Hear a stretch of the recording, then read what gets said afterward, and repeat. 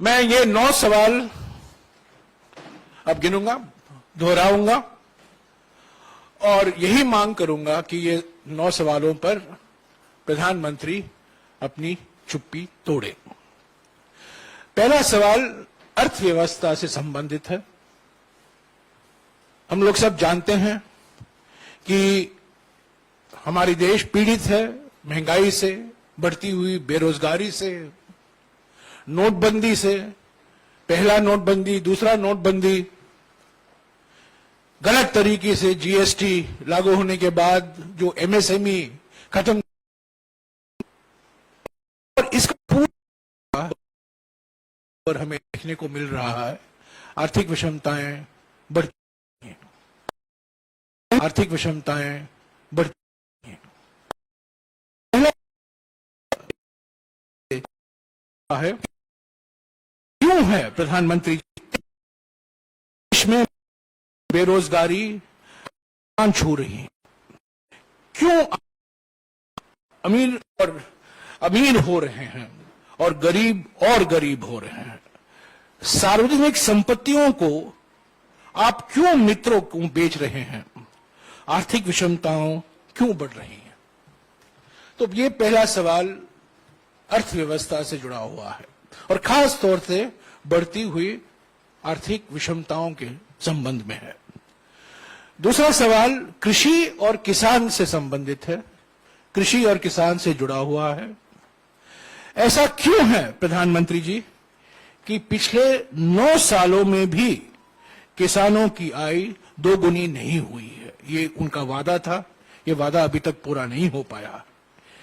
3 काले कृषि कानूनों को रद्द करते समय किसान संगठनों के साथ हुए समझौतों को अभी तक लागू क्यों नहीं किया गया है, एमएसपी की गारंटी क्यों नहीं दी गई है।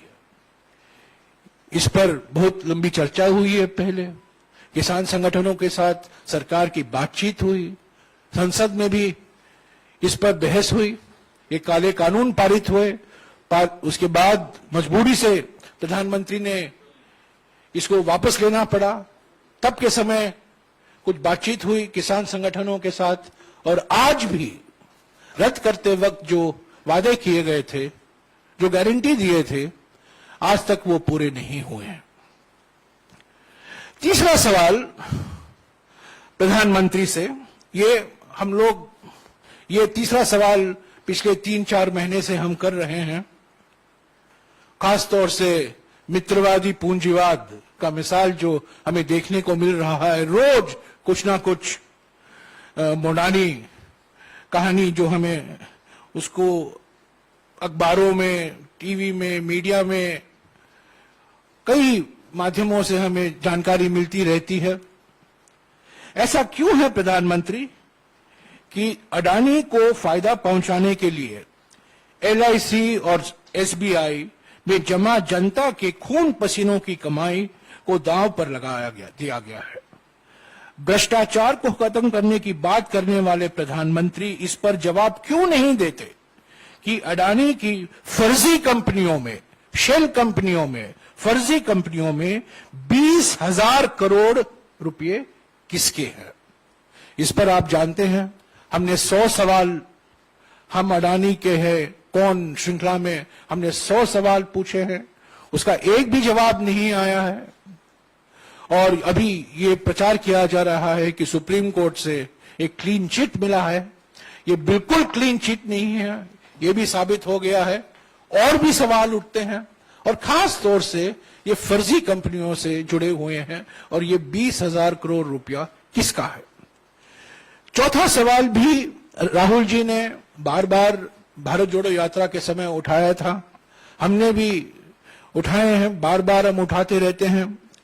ये आंतरिक सुरक्षा से संबंधित है और खास तौर से चीन से जुड़ा हुआ है।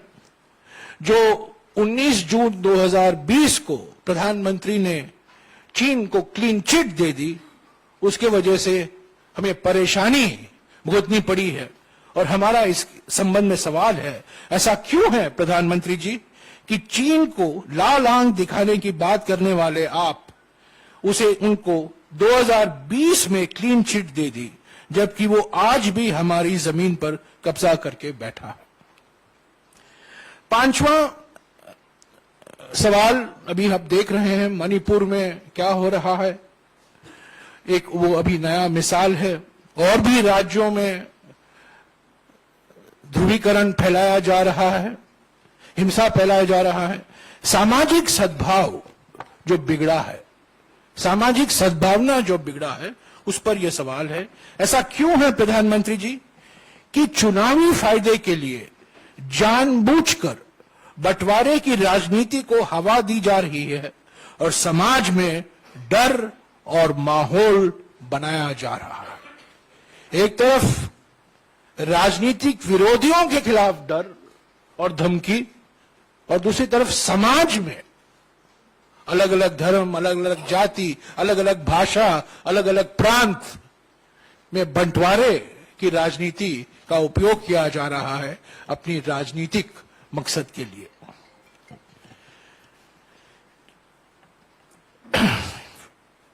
छठा सवाल है हमारा सामाजिक न्याय से संदर्भ में।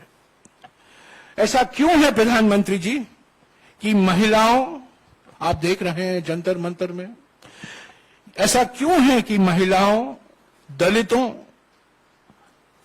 आदिवासियों, ओबीसी और अल्पसंख्यकों के खिलाफ हो रहे अत्याचारों पर आप चुप रहते हैं? जाति जनगणना, कास्ट सेंसस, वो जाति जनगणना की मांग को क्यों नजरअंदाज किया जा रहा है? कांग्रेस अध्यक्ष मल्लिकार्जुन खड़गे जी ने प्रधानमंत्री को भी खत लिखा है, उसका भी जवाब नहीं आया। राहुल जी ने बार बार भारत जोड़ो यात्रा के समय इसकी मांग की। आप जानते हैं जब यूपीए की सरकार थी, हमने जाति जनगणना की थी, पर बहुत से कारणवश जो मैंने पहले आपको बताया है वो प्रकाशित नहीं हो पाया।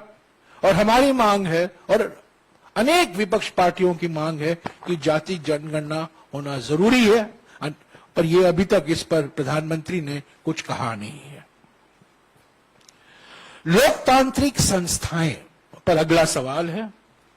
ऐसा क्यों है प्रधानमंत्री कि विपक्षी दलों और नेताओं के खिलाफ बदले की भावना, प्रतिशोध की भावना से कार्रवाई की जा रही है? क्यों जनता द्वारा चुनी हुई विपक्षी दलों की कई सरकारें गिराई गई हैं? पिछले 9 सालों में संवैधानिक और लोकतांत्रिक संस्थाओं को क्यों कमजोर किया जा रहा है?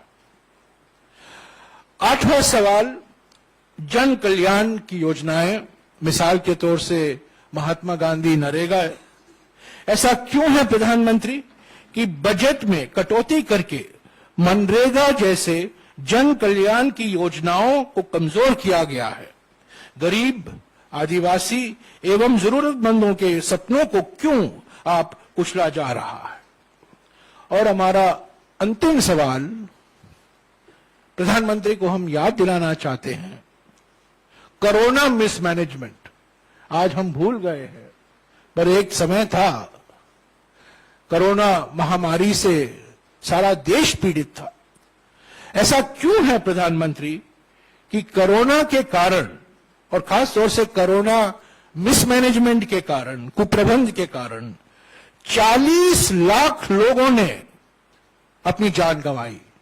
40 लाख लोगों की मौत के बाद भी उनके परिवारों को मुआवजा देने से मना कर दिया गया।